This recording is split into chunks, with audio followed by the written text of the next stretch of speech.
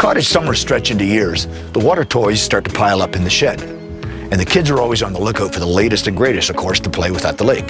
But what do we do with all the old obsolete or broken boards and skis? Well, in an effort to reduce, reuse, and recycle, we're going to make something new and improved out of a couple of these old boards. Do you see what I see? I see a cool new bench. So our board's going to make this really easy. We have a seat, we have a backrest, so essentially all we have to do is build a frame, and that should be pretty straightforward. What we're going to do is just lay it out on the board. Our average chair is approximately 18 inches high, and our boards are about an inch thick, so I'm going to make the top of my frame 17. I'm going to round the top corners of the back leg just for aesthetics. Here's a good pattern. I'm going to take a little bit off this corner too to keep it from splitting if people start to rock back and forth on it. I'm going to get my jigsaw to cut this out. There's one back leg. Now we just have to trace this pattern out on the remaining 2x8 to get our second back leg.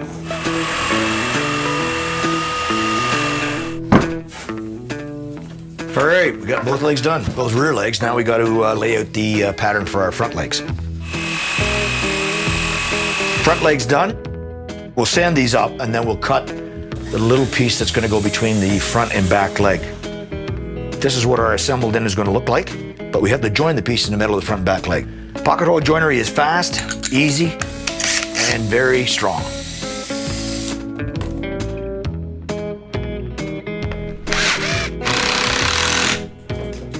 I'm going to clamp this piece of 1x3 to the edge of the table, and I can use that as a reference to make sure that my legs are squared up.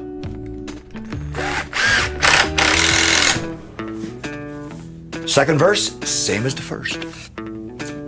I determined that my stretcher should be 38 inches long after some experimentation. Now what I want to do is make sure that I have an equidistant overhang, scribe a line that matches the profile of the bottom of the board. Look at that, baby.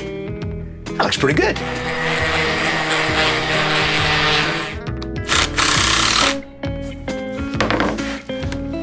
We're going to use 1.5 inch number 8s to mount the board. Let's make sure we've got the same overhang on each end. Good to go. 4 screws should do it. In this case, we're able to go through the old binding mountings, which certainly facilitates the process for us. Next, the backrest. Notice I'm going to use a dope style head for this so that it won't go through it. Essentially, this can be topped with anything. Water skis, snow skis, maybe even hockey sticks. With the right foundation, anything's possible.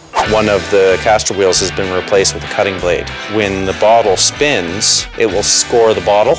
Then we're going to take the bottle and then slowly turn it into hot water, plunge it into the snow, and the expansion and contraction of the glass should pop along the score line. Bar fight!